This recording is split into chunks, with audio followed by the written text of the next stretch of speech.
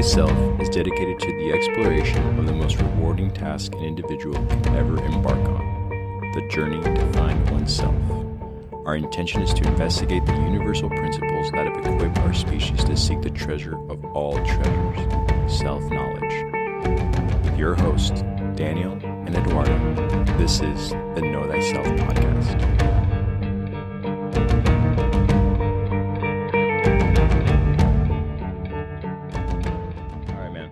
Hey, so welcome to the Know Thyself podcast. I am Eduardo. I'm here with Daniel. Hello. Excellent, man. So long time coming, part 2 of Virgo. And, we always do a little debriefing before we start the episode. And I like where your energy was at. I only know we have so much time left in Virgo, but so much to say and so much to continue from the first breakdown. If you didn't hear the first episode regarding Virgo, I highly recommend you go back. Just one episode when we break down the Labor of Hercules. That was the 6th labor, and we encompass all that was discussed about in some of Alice Bailey's work, as well as others that, sort of break down what happened in that 6th labor and what the meaning of it truly was. And so I know there was a lot of questions, a lot of excitement from the last episode when I was talking to you because,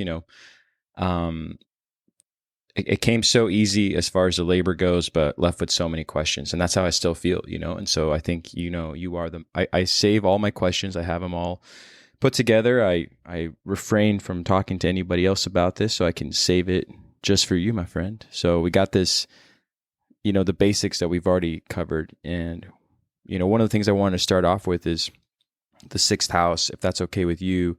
I definitely want to talk about this mutable earth energy that, we haven't really taken a deep dive in regards to that Christ consciousness and its opposition in Pisces. There's just so many things. So again, man, take the floor.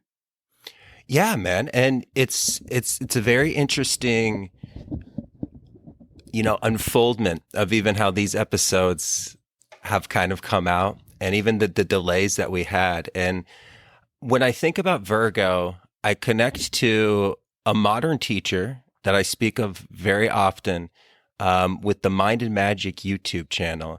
And he put it once very well that Virgo is the Virgin and it will make you wait. And it's very much like this unfoldment of the episode. Like it made us wait. It was very much like the High Priestess episode.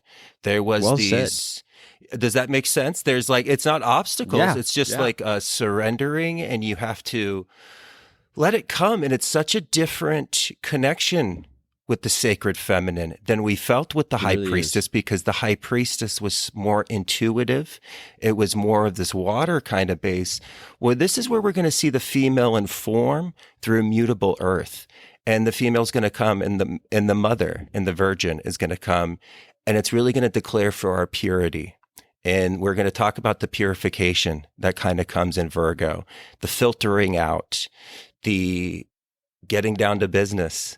Summer's over and school is back in session. And that's very much what Virgo is. It's kind of like, hey, we got to get, because what happens is in the 5th house with Leo, we're the cat's pajamas. We're the best thing that's since sliced bread, right? We're this 5th house Leo. But the problem is in Virgo is we look at those cat's pajamas and we feel that they're really soft and silky, but they're very thin. And we're like, winter is coming. And if these are the pajamas I'm going to wear, I'm going to die. And so it really tells us to how do we start preparing? How do we start preparing for this death that is coming in the winter? And there's this harvest and there's this getting down to the brass taxes of life. And Virgo's really going to almost represent not so much like your dream job, but the jobs you just have to do. Not a lot of people get super jazzed about brushing their teeth. But you have to brush your teeth. But it's not something that people, it's great if you can get that energy, and Virgo is going to call for us. Like we always talk about, Virgo is going to call for us to do rituals with that, when you're brushing your teeth. At the same time, you can be brushing away all of the negative things you've ever said about yourself and spitting them down the sink and actually discarding them from your mouth, right? Virgo can do these things for us, which is always this beautiful aspect. But that's what Virgo is going to represent. It's going to represent doing your taxes, things that you just have to do. Or if you don't do your taxes too, like that's cool too. But it's like those responsibilities that kind of come. It's like the grocery shopping, the laundry. Now you can get a connection to these things, but Virgo is going to represent like the earth in a little bit different of a form than Taurus did, which we already danced with. It's going to be a different form of Mercury than Gemini was, which we already danced with. And so it's a really cool variation that's going to be presented. And just like the leaves change at this time of year, this mutable Virgin is going to show us the changing of ourselves that's going to happen. And so, yeah, Virgo, always such a great energy. It's going to be very much about breaking things down, simplifying things like we spoke about, discernment, and most importantly, the power of no. The power of no comes out in Virgo. Because if you think about it, the virgin has to say no to stay a virgin. But we're going to talk even what that esoteric significance of what the virgin represents. And it's not so much a sexual thing. But yeah, I'm really excited. And so did you want to start? Was it the sixth house? Is that kind of where the first curiosity? Is that where we should tee off this conversation this evening? Yeah, I mean, I think following the sixth labor, we try to have that correlation. But first of all, beautifully said, man, because there's a lot that can be unfolded with an esoteric and an exoteric understanding of this astrological sign. But there's so much importance and significance, even if, when we talk a little about it in the biblical series that we started back, I think, in season 2, we talk about what that Holy Ghost is, what that Trinity really represents, what Christ consciousness is. We had a different conversation then, but that conversation really, steps into the sixth house and what it really means when you're making it halfway through the wheel, and why it's important to have this gestation period that you're talking about, and not necessarily being hypocritical of everything, but sort of like having a deeper understanding of waiting, and that know that you're talking about is. It's so important to unravel, because you're right. You can't stay a virgin, without having to put up some barriers and stand your ground, but also to kind of look at the situation and internalize and, be more grounded before taking any next steps. And, a lot comes from a gestation period. We've talked about that before, that generating force will come if you wait and master the steps that are needed before taking another big leap, and I think that Virgo really sort of interjects in that way. And so with the sixth house, we were talking about these energies, and we talked about a little bit in regards to that trifecta I just brought up in the last episode. But I think we should start with the sixth house, just because it's not so much that I have a question, it's just a continuation of that sixth labor and why we're at this halfway marker, and why it's now even a halfway marker, because it used to be only 10 in the astrological wheel, it only used to be 10 signs. Is that correct? I'm not sure. And then it got divided up and added 2 more. Like, I want to know where it stands here with this at the sixth point that we're at. Absolutely. Yeah. And both of those things. And so, to kind of start with the sixth house, and let's go back to that from 12 signs back to 10. We'll talk about kind of that ancient understanding and where that split happened. But if we kind of go back to that sixth house, you're very right, because this is the completion of the journey of the me in here. And what's going to happen when we move to the seventh sign, into the seventh house, we're going to meet the me out there. We're going to cross a threshold, and we're going to meet ourselves and others. And that's going to come in Libra with like one-on-one relationships. And with the seventh house, we meet ourselves and others. And so this is that final time that we cross paths with the mother before we step back outside, like we were kind of talking about. And so this is very much a consolidation of the first 5 houses that just happened. This is like the organization of all those energies. This is the organization of the heart that we met in the 4th house. This is the organization of that wider scale awareness of Gemini, of how we think, and the processing of communication that happened in the 3rd house. This is the fortification of what we considered with security in the 2nd house. This is where everything gets organized. I always think of the Virgo as a very good kindergarten teacher that has cubbies for all the toys, and all the toys and all the crafts represent like the different experiences that we go through in the 5th house. And this organizes everything. This is what like puts it in its place. It provides the service to consciousness to be able to simplify and to truly discern between things. It's even the labeling different things. Like when we break down, like when you see like the animal kingdoms and they're all broken down, that's a very Virgo way of doing it. It's got like its Latin name, it's got its species, very organized, and it like follows a pattern and like a code. That's Virgo. You kind of think of like a librarian and the system that the libraries use. Very much Virgo based, like to the point, it's clear, and you can follow it very easy. Everybody can pick up what a Virgo's putting down. It's an earth sign, so everybody can pick it up. Like it doesn't excite people too much like fire might, and it might be airy, like something might be too intellectual, but Virgo is a really good breaking everything down, filtering through the static to get the core of the information, if that makes sense. And so it does make sense. I like that. I like your analogies in regards to this sort of categorization. Virgo in the sixth house is going to teach us. Virgo in the sixth house really is going to help us unfold not only how we organize these five energies, but how we actually utilize these energies as a service to others. And in the sixth house, we find how we serve others and also how we serve ourselves. And so it's going to be very much this sign of healing. And we almost think of Virgo in the sixth house is kind of like we were saying in the beginning. It's summer's over and now we're back in school. Now we're back in this organized environment where everything's structured. The free time and the play of school is over. And this represents that same idea of the harvest coming. This is why you say winter is coming. Winter is coming. We need to prepare. Like we need to start harvesting and creating and sustaining and preparing for what's going to come as the sun keeps making its travel to the underworld. And so we think of this Virgo energy as this is actually, we've seen this in a lot of stories. And it's the story of usually an outside energy coming into a family to be like a nanny or a caretaker. And they help direct the young children and give them focusing of all of their abundant energy. And so you see this in stories like Mary Poppins and The Sound of Music and other, even like the show Super Nanny and like Nanny 911.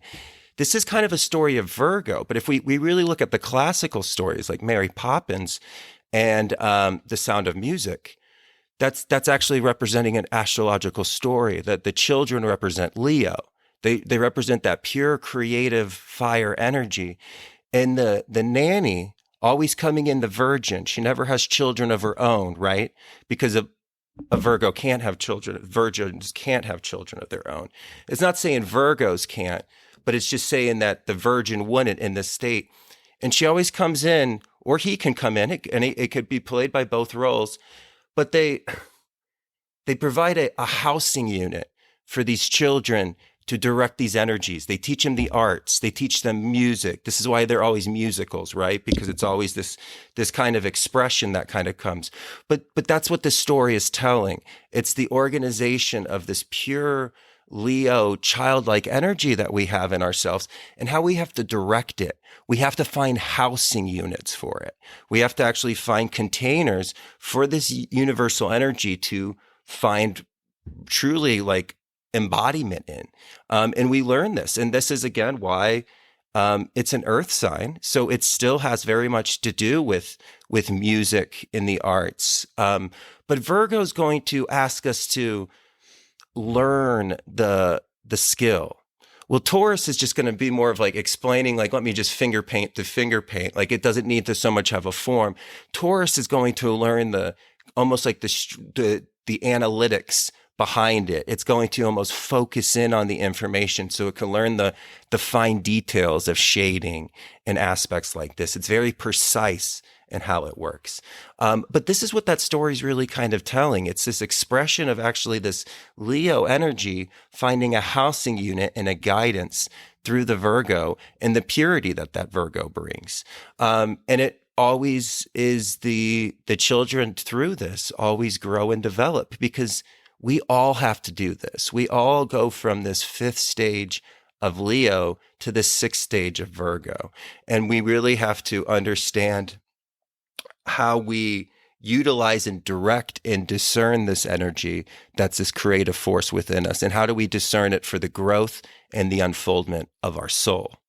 Oh, beautifully said, man. I mean, so that kind of really just answers everything. So thanks again for tuning in, and I have no more questions, and we'll just move into the next. I'm just kidding, man. But because everything you're saying just really resonates with me, in the sense of what you study up on Virgo, when you were going back to your Mary Poppins or your Sound of Music analogy, which beautifully done, man, really. And it's an eye opener right there for hopefully the audience as well, because it's true. There is this energy that is unfulfilled, but is ready to be fulfilled, and it's ready to take on the journey. But it takes a special person like that sort of character that they portray that has the ability to bring it all together and also slowly but surely ramp up what's next in the phases of evolution. And obviously that's why, a lot of people take to those characters, because you've had that period happen in your life. And it's not necessarily, during the summer, and it's not necessarily right at winter during a time of death. It's this last chance, so to speak, of really kind of taking in the information and benefiting the remainder of what's to come, and I think that's where you can find this healing that you're talking about. You can have this ability to sort of go within and, be reborn in a way that has you prepared for the other half that's to come, and you're ready for it. It's not so much that you're done, you're not completed, but you're completed in a different sense of, when we talk about another octave, but with another sense of understanding, and obviously with the previous myth, we broke that down and how he missed the boat with that, but he redeemed himself. And so, no, well said, man. I like, going back to the zodiac wheel, I don't want to lose track of what we just said in regards to 10 turned into 12. If you want to talk about that really quick, and then we can keep moving. Sure. No, thank you for bringing that up, because it's really kind of fascinating. And what we're looking at from the zodiac wheel, and in a part of the evolution of consciousness, we've kind of spoken about this as consciousness is evolving, especially where we kind of find ourselves in larger time patterns with like the Kali Yuga. We are going through a stage of almost of like darkness, of material darkness, which means that things need to be broken down more for us to be connected to the wholeness of information. And so at a time in the astrological past, they could understand this universal life force through 10 signs, where through time we had to break it up again and go down a little bit more into actually more of like a Virgo move. And we had to break it down into more parts, which is exactly what Virgo is. It's breaking it down into the finest detail, right? If Gemini is seeing the big picture and a wide angle lens, like when you do videography, Virgo's a microscope, right? So it's like focusing in really, really like in on something. And so we're kind of going through that process as we are going through this, like this cycle of these Kali Yugas. And what that's going to happen is at one point, Libra was not a sign, and Scorpio and Virgo were actually one sign. And this is why the Virgos in the Virgo and Scorpio actually look the same. One is like an M with almost like the snake tail pointing out, and the other one is going within. And this is to really, this was to this was the key, kind of keep their connection, but they were split up and Libra was put in between. And we needed to, balance was needed to bring into, and we actually needed to actually separate the sexual energies. And nobody actually, Right. people don't think of Virgo as the sexual energy. But this is actually why it has that symbol very closely to Scorpio. And if Scorpio is that sexual desire, Virgo is going to be the need to have some purity in that sexual desire and purity in all of our desires. If Scorpio is more of like the exploration, Virgo is going to be like, actually, I need to put up boundaries to certain kinds of things. It's not saying that Virgo's like completely absent. And again, we really don't want to think of the Virgin, just in a sexual contents here. We're not really wanting to do that. Really just thinking the Virgin as like purity. But even purity, can run its extremes, and it can be very dangerous too. So, in all things, not too much, but we're learning this part of consciousness. We're meeting this face of God in this house, and this is what it's teaching us. It's teaching us discernment and the ability to say no, and that's exactly what it is. And so those signs were actually separated, and Libra was placed in between, and then that's when we became 12 signs, and that's Right. where we've kind of made that evolution into today. But that's even to this common day, Virgo and Scorpio often get confused to even to the like the new astrological student, and even as astrological students get older, you have to like focus in with as your eyes start to leave you, and you're like, wait, what is that, Scorpio or Virgo, on like a chart sometimes because it's so small. But they're very much tied together there, there's a lot to be said with Virgo here, with purity. And, when we're thinking of the sixth house as well, this is kind of where the psyche and the body come together in the soul. This kind of talks about like the transition into adulthood, even physically, like almost like the age of like 18. If we're going to have any like abnormal health qualities, they might come up in the sixth house sometimes. Of maybe we have to look at our diet in a certain kind of way. There's actually information that we can kind of gather from this house in regards to this, but it really does have to do with health and purity, keeping this vessel pure. Thinking of this vessel as the container of the Christ consciousness. And you would want to make that, if you think about what would the container of the Christ conscious look like, it would probably be pretty pure. And that's what the Virgo kind of calls for us. It calls for us to purify ourselves.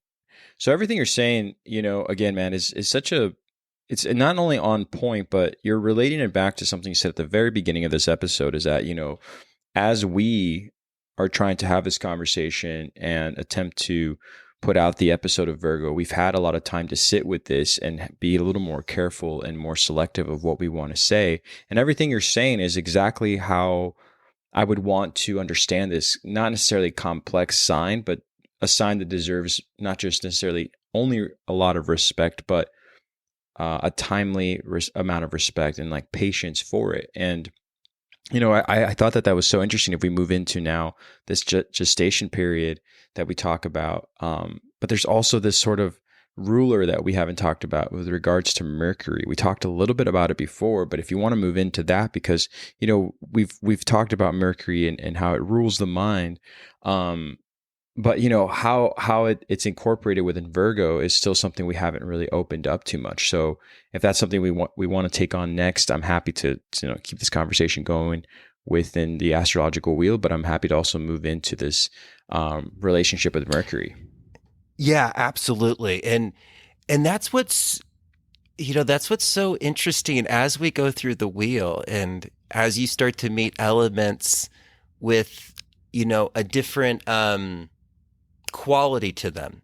Like we talk about how we're meeting Earth for the second time and how we're meeting Mercury for the second time. And it very truly is, because when we think about Mercury here as the exoteric ruler of the sign, we think of Mercury, but it's in a different expression than we saw in Gemini.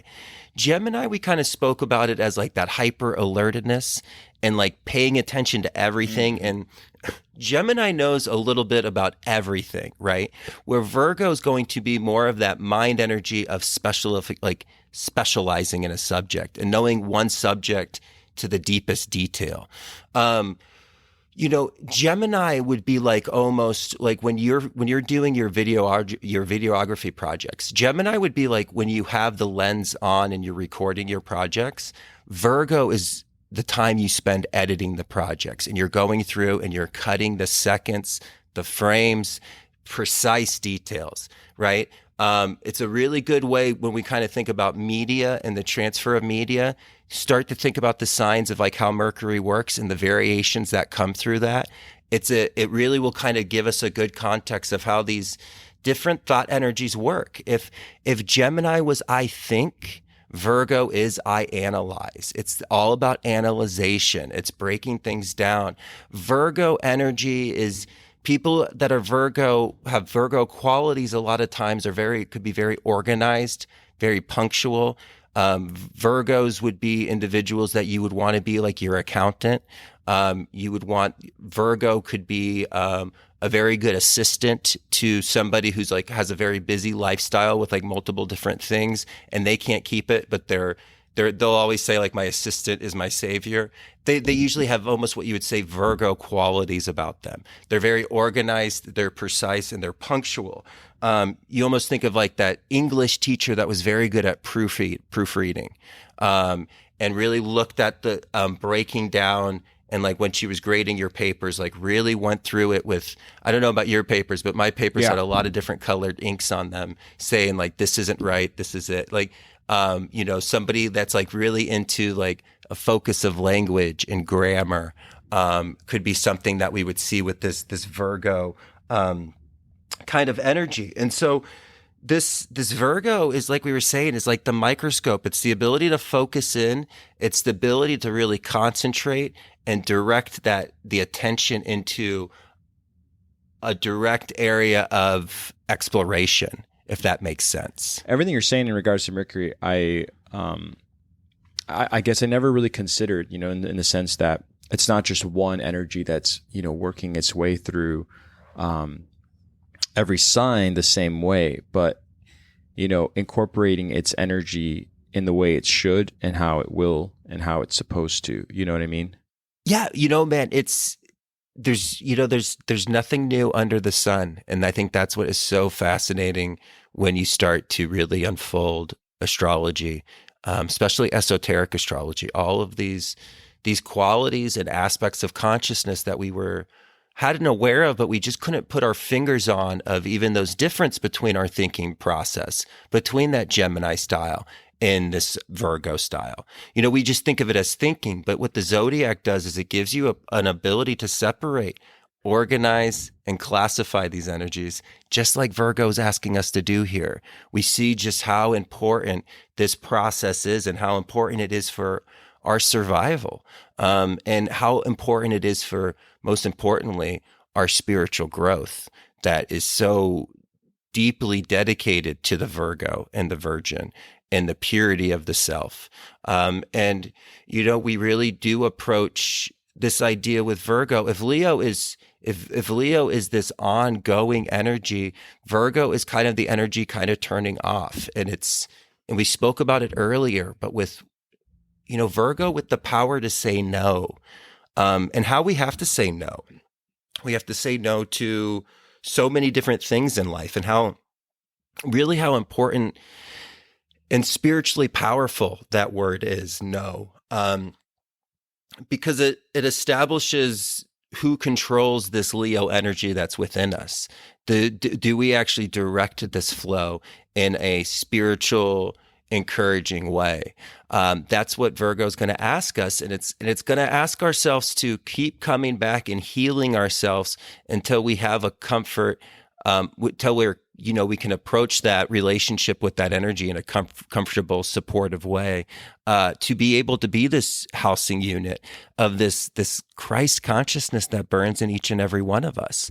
And this Virgo calls for purity to open that house to our higher selves, and to make our house, like to make the higher self comfortable in this house of ourselves. And so it's such a sign of filtering through. We almost think of it as, in the process of alchemy, as that process of separation. When we're separating things, we're filtering through static to get to the pure essence. You can almost think of Virgo very much as like the digestive system.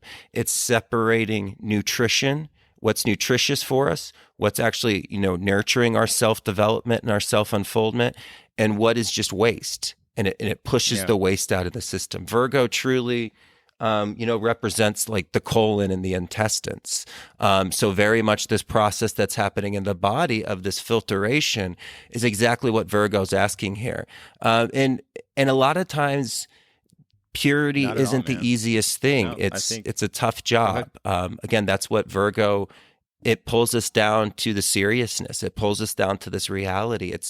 It's not Taurus so much of like enjoying the charcuterie board. The Virgo's like, how many calories was in that cheese dip? And the Taurus is like, calories? Like, wait, what are those? But the Virgo's analyzing it. It's thinking about it. It's saying, like, no, I'm good. Like, you could even think of Virgo representing, because it's the sixth house, Virgo could represent even the process of going on a diet, filtering out certain foods, because that's not in attunement and like alignment with like how I want to eat right now, and I'm trying to maybe cut certain things out. That's very much Virgo. It's not a party pooper, but it's definitely it's definitely not gonna. The Leo definitely might kind of view it a little bit like the fun police, but again, it's so necessary. It's a responsibility, and it's almost an ability to kind of almost like check ourselves, but so important. And so did that help kind of clarify? Do we still kind of have questions between at least that Mercury connection between Gemini and Virgo? Okay, do you want to move into? Okay. Yeah. And so I think from there, we would just kind of jump into now the difference between a fixed earth and a mutable earth. And that fixed earth would have been Taurus, and the mutable earth is what we find in Virgo. And if we even think about when you're thinking about fixed, mutable, and cardinal, think about the time during the season as well. So it was fixed Taurus, because that was fixed spring. It was the most concentrated spring energy. It was fixed. It didn't have any kind of other influence. It was pure spring, right? Where now we're going from summer into fall. So it's mutable. It's a combination of summer and fall. So it's mutable. And so just like the leaves change with Virgo, Virgo is going to be about the changing of the earth. So if Taurus is like fixed earth, Virgo is going to represent the mutable nature of earth, and the changing of life that happens. And so it's a new expression to kind of teach us this arena that we find our conscious, selves aware of. And it's going to kind of be displayed with this energy.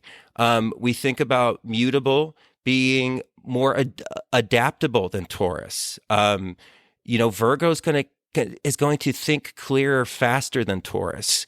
Even when you think about like instructions, a Virgo from a boss, if it's like, say your boss is a Taurus and he's got a lot of Taurus energy. Well, he's like making a speech and he's going to put a bunch of adjectives in it and it's going to be beautiful. And it's just going to be awesome. Like he's making a speech and people are just like so inspired. But then the speech is over and everybody looks around and they're like, that was amazing. And they're like, what the hell are we supposed to do though? Like what was the meaning of that? Like it was beautiful. And then there's that like one girl and she's just like, oh, he wants you to put a title on your emails. Like you just have to put like headers on your emails. And everybody's like, that's it? And she's like, yeah, that's really what he talked about. Like he said a lot, but it was this. That's the Virgo coming out. Broke through all of the nice fluff that Taurus had, but she filtered through it to get to the direct communication. And so Virgos can kind of filter through certain things. So even when we think about presenting how even Earth would like communicate, Taurus is going to be almost more of like this poetic, where Virgo is going to be more of that librarian, almost more of like a analytical kind of thinker. And again, we have all of these energies within us. So you want to see in your life, where do you have the sign Virgo? What house do you have Virgo in? In that area of life, you might realize that you are very hyper, like you are very analytical about that area of life. You're very maybe even self-critical about that life. But it's something that you've like thought about a bunch. Like before when you came on today, right? Because we're connecting through distance right now. My speakers weren't on, and I was just like staring off into nowhere when you came on, and I didn't even see it on the screen, right? And you were trying to text me of like, hey man, and I was just like staring off into nowhere, just thinking about something. That was like me like going out in a Virgo thing. I was like lost in a thought. I was just like going down, and I was just breaking something down to like its smallest kind of component, right? We all have this capacity to do this. Where this Virgo kind of comes in is going to tell us like what area of life we can kind of really break things down to the smallest, precise, microscopic details. Beautifully said, man. I love your analogies today. They're all very much resonating with me, just to give you a heads up. And for the listeners, I do appreciate, because it makes things not only more clear for not just me and my understanding of everything, but again, this sign has not lent itself so easily, and it does require for you to sort of participate in that, that sort of gestation that we've kept talking about, and what the sign really does, and what's conceived, and what you have to nurture through that, in order to come out with, this sort of more renowned and fulfilled interpretation. And so when you're using these analogies, I completely understand what you're saying, and you're right. Everybody does have Virgo in one of their houses, and you could probably pick apart now where you find yourself, expressing that example that you just brought up with you kind of pondering and us having to connect. And so, well said, man. I mean, one thing I wanted to go back to really quick, and so to sort of make a full circle with everything that we started off with, we talked about in regards to the Virgin, and even with Alice Bailey, she brings up the idea, with an Isis, and this being the oldest symbol, but what it really means by this Virgin, and what you were really talking about in regards to know and its purity, and what it needs to do to stay within that purity. Let's go ahead and dive into that with the idea of the Virgin. Yeah, absolutely. And because Virgin very much has gotten tied to kind of our Christian theme of it through kind of like our Western bringing. But in the true Latin, Virgin means self-sufficiency. And so Virgin is really going to talk about the desire to be self-sufficient, not have to depend on others, so you can say no. Because if you're dependent on others for your life force energy, for food, water, shelter, for everything that you need, if you're dependent on them, you can't say no because you don't have your own self-sufficiency. So the Virgo really teaches us of self-sufficiency within the self, and being, having this ability to be able to organize this energy in a way to provide for ourselves and not depend on others. It's an internal strength with this self-sufficiency. The Virgin really does not have to answer to anybody else. You almost think of this word no. You have to be in a very powerful spot to be able to say no. And we don't actually realize the power that we all all attain to say no at certain times. But no is the most powerful word. It's the biggest aspect in even how natural law works. Your ability to say no is a huge proponent of why certain things don't happen, like people think they do with like a doomsday kind of approach. Right. There's actually this contract of you can't be really forced to do anything that you do not want to do. So this virgin energy is about this ability to say no. And if we think about the word no, it's good to think of another kind of spiritual purification energy to represent this. We spoke about like that Nanny Mary Poppins energy with Virgo. And when we think about Virgo, we think about the Virgin. So we think about purity, like monks. We think about nuns. And another pure character, and you brought this up earlier when you were talking about the biblical series, was Noah. Noah was a pure individual in a time of social decay. Noah said no. Noah said no to the ways of life. Noah said no to not walking the path of God. Noah wanted to walk with God. And so Noah said no to the bells and whistles of the time, and he stayed pure. And there's something very powerful even about the word Noah, because it's no and then which is the original vowel, right? So we already have this like connection of no, and I can say no because I'm connected to the lowest common denominator, and the lowest common denominator is me. And so not only can I say I am, but I can also say no, because that everything bows down to consciousness, and it's within me. And so that there's something very powerful there. And so there's something, that we even kind of can pick up from that story of Noah, because his ability to say no and to direct his energy in an ability of self-sufficiency. Well, Noah's going to have an ark when the storms come, and he's going to be able to survive. Right. He's going to be able to survive the winter. Winter is coming. There is a reason why that show always would say that. It's something we should always be preparing ourselves for, because winter is always coming. And Noah is going to be a great connection to show this virgin energy from more of a masculine expression here. But it's just purity. It doesn't have to be just contained to a female archetype here. It's just that idea of internal purity, the ability to say no and to keep ourselves pure.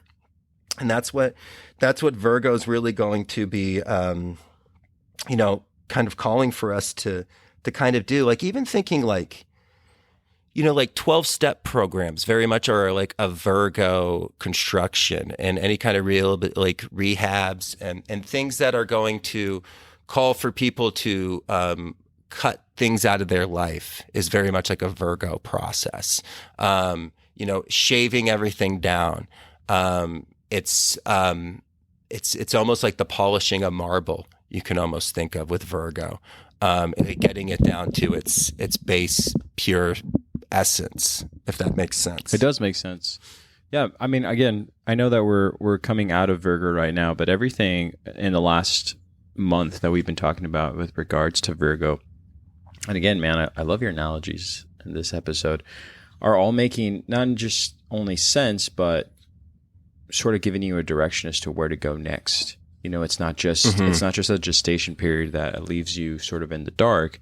The womb is dark, but there is a period where, we exit the womb and we have a clear understanding and an eye-opening experience to what's coming next. And, with regards to these energies, I did want to go back really quick, not to throw the audience off here, but I did want to go back to a couple of things. One is, when you learn a little bit about the sixth house, but you understand also how important it is to understand this triangle within these sixes.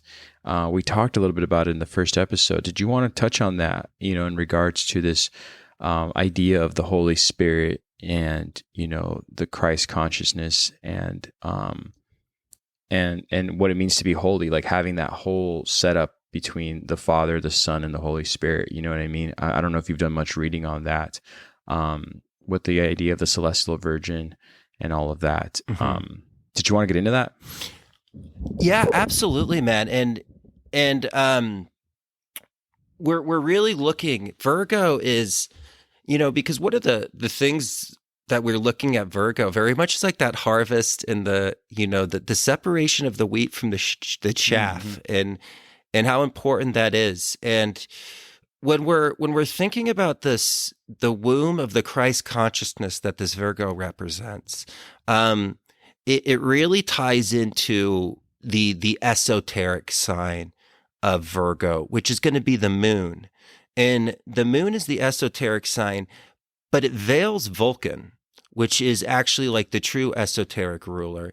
And Vulcan is something that we, because we didn't actually speak on Vulcan with Taurus, and this is actually what connects Taurus with Virgo as well, and even a deeper kind of connection. And Vulcan is this like almost this iron worker of the gods, and it's a really powerful energy. And so I know we're going to have our own episode on Vulcan and the mythological connection, the astrological energy that kind of comes with it. And that will help tie together what we're going to kind of get started with this conversation right now with this womb of this Christ consciousness. But that's something that needs to kind of be held to the mind. And this moon is very much going to represent the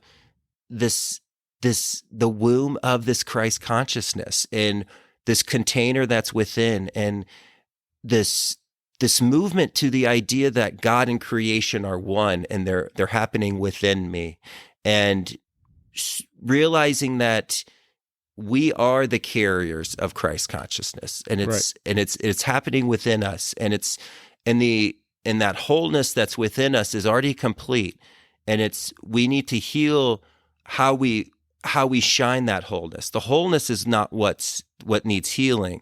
It's our expression of the wholeness that is already within us. It's really the true beginning of the understanding that if the infinite is within us, the infinite is already complete, and it's our own it's our own improper filtering and the blocking of this that is restricting our full unfoldment of this relationship that is our which is each and every one of these God-given right. Right.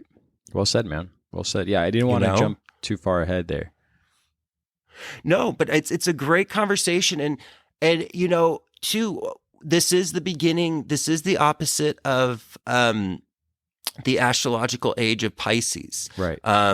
Pisces is at the opposite sign, and we're getting into more of this collective archetypal realm of the zodiac. And so we are going to be moving into the bigger picture. We're going from the subjective into the objective. And so we're going to be approaching more of these archetypal ideas of the evolution of consciousness as it plays out within us and in front of us. And so we'll start to see some of these bigger stories getting tied into our stories, and realizing just how big of a part we play in these stories without we're truly aware of. And so, really, really kind of exciting energy. But this is what you would say is the last of the subjective experiences. Exactly. As we start to kind of blend into the objective, if that makes sense. It does make sense. It does make sense. I was going to say that Virgo, has the internalization of that subjective perspective that then turns into this objective, path that we'll go on. So I love that you just said that. Something I was saving in the back of my mind as we, come to an end, especially not only with the month of September, which is so on point, but we start to move into this next labor and what's going to come with Libra. And so I love it, man. I mean, I know we didn't talk much about the moon too. I know that, but you brought up the moon and its form and how it influences, form and the will of God. So, I mean, if there's anything you want to expand on that, but. Well, no, and I think that's a great way, thinking about more of, when you think about the mutable earth, really thinking about the moon's variation and its mutableness compared to the path of the sun. and how the moon goes through all the zodiac wheel in 4 weeks. And so there's this more mutable aspect of its journey. And that's what it's teaching us. It's teaching us the mutable and the changes of the earth. It's teaching us this, and again, very much this inner healing is what we really see with Virgo. Virgo is all about healing. In the 6th house, it's not only how you serve others, but it's also how you serve yourself. And one of the things that a lot of, from even just my astrological readings personally, as somebody who does this, I would have to say most of the time when I'm talking to people about their 6th house, this is a service that they very easily provide to others, and usually they do not afford for themselves. And so the 6th house is also going to teach us how we best serve ourselves, and how we can be of best service to ourselves. And we often use this energy very easily in service of others. And it's a beautiful thing to serve others, but you can only serve others as much as you've served yourself. You can only love others as much as you've loved yourself. And it's such a great place for us to look at, to heal, and to figure out where we have these blocks, figure out where we're maybe too self-critical of ourselves. There's nothing wrong with holding ourselves to a high standard, but we don't have to be our own beating bag. We do not have to be our own punching bag. We can think about the one thing we didn't do right that day, but then after that, we have to think about the 99 things we did do well that day, and make sure we kind of balance that out. Virgo's very critical, but the problem is it's not the most charismatic sign.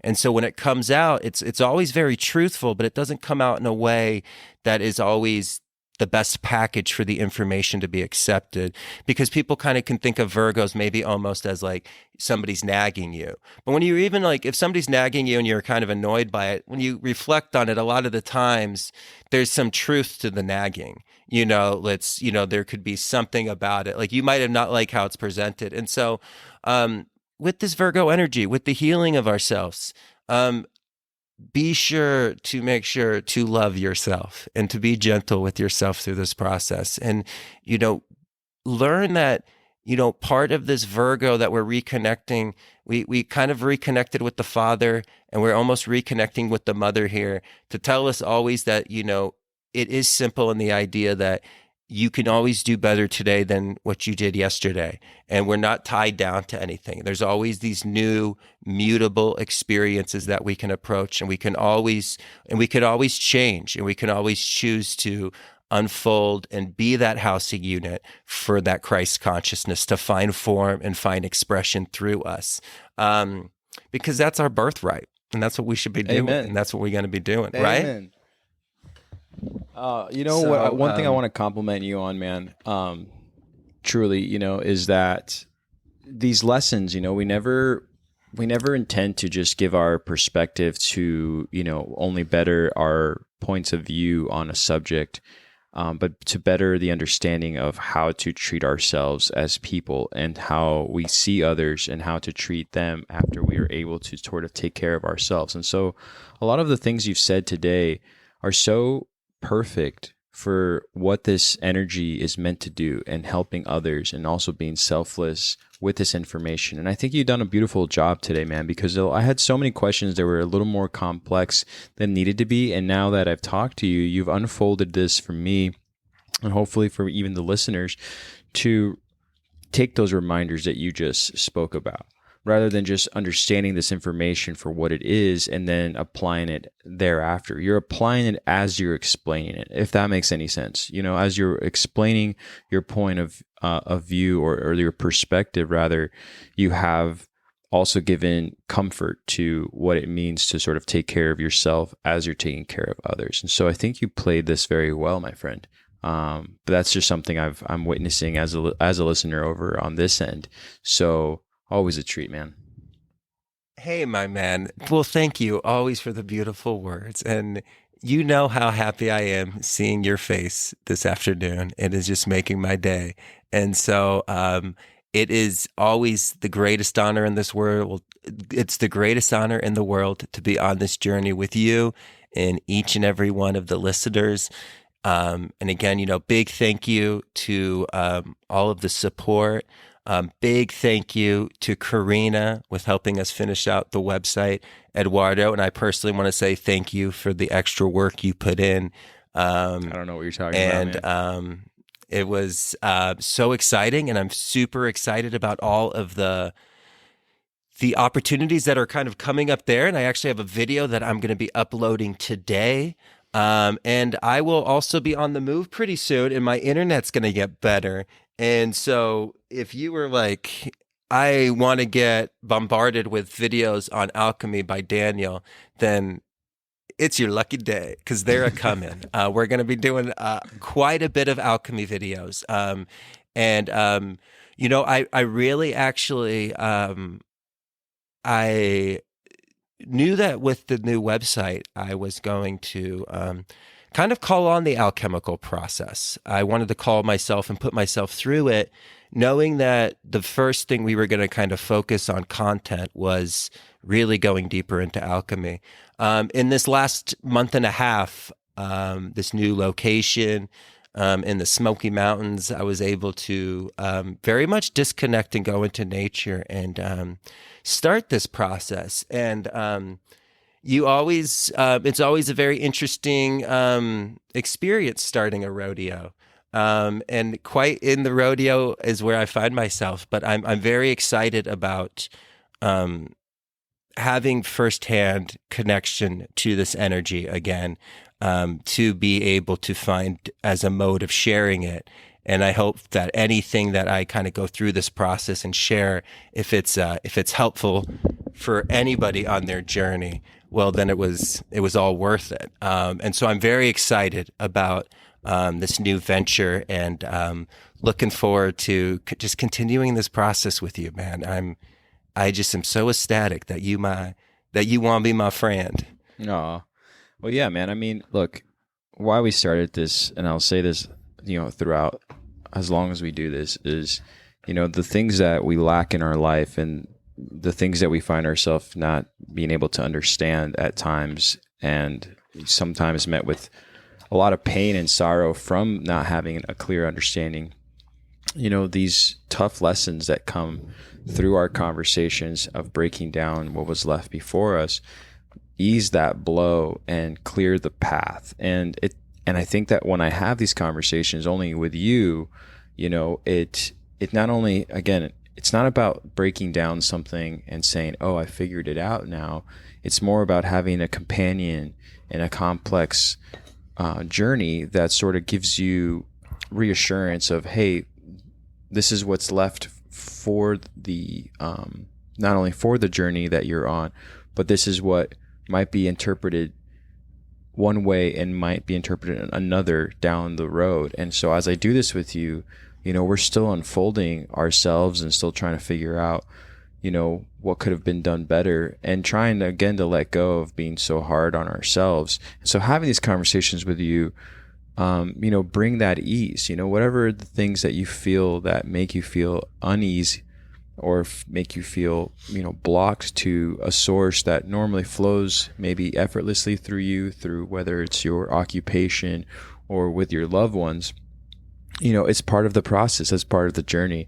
And, everything that we talk about, from astrology to, mythological stories, has its, brilliance in it, but only if you're willing to take the information for what it is and then process it yourself, and then have it, come out the other end through a more clear understanding. And I get to do that with you. So that's a huge privilege for me, because reading all day about this information can, bring peace and sort of serenity to a situation I may be going through. But talking it out loud with you and having a different perspective through the conversation is just the ultimate, because it's true learning, you know what I mean? And not just only agreeing with one another, but also just having a different, approach to something that we're all just evolving into through the journey. And so again, anyways, it's a huge privilege, man. I love you, and I love talking to you about this, and I wait so long to have these conversations, and you think you're going to say something so deep in this one conversation with your your best friend, and then you really start to kind of break it down, and you're like realizing like this is how I'm going to be, and this is how vulnerable I'm going to let myself be with this information, and I'll walk away with a better perspective than I, thought I would, not by the knowledge I acquired, but by the experience of having the conversation in itself, if that makes sense. Oh, most definitely, my friend. I can't wait to connect with you more through the website, and all of you beautiful people out there. Again, you guys were so patient with us. And yes, thank you, Karina. You really have inspired something different for both Daniel and I to take these conversations and this information to a next level. So as we talk about this, as above, so below. And as we're in the below, we get to actually, bring things closer to the above and a different platform from a different medium. And so I didn't even realize that's what was going to happen with this new website. So I'm seeing this already happen and transpire on its own. So excited for the future, man. Yeah, super excited for the future. Super excited for Libra, and all of the other episodes that we are going to kind of fill in between. Obviously, continuing with our conversations through the tarot, and really excited about some of the stuff. I know you and I were talking about having morning coffee conversations through the website, so we're going to put those schedules up so you can have coffee with Eduardo and I in the morning. And I'm so excited for it'll be kind of an open conversation. Yeah, and it's going to be a lot of open stuff that people, if they're there, they can ask questions, share stuff. Absolutely. You can even ask us like who our favorite little rascal was. Like, it's all open, whatever you want to do. It's funny though. Sometimes people will throw a question out there through social media, whether, whatever platform it might be. And you read the question, you're like, I just want to call this person right now. I don't even have their number, but I want to be like, that's a great question. So I'm excited to have some sort of, immediate way of answering, all kinds of questions to those who, care to talk to us. And so I have nothing else to add to this episode, man. This was great. Thanks for clarifying everything. I think you did a great job at having that, again, peaceful way and more concise way of describing what we weren't able to put into words prior to this episode with Virgo and all the things going on. So onwards with Libra, and until next time, I guess. Until next time, my guy.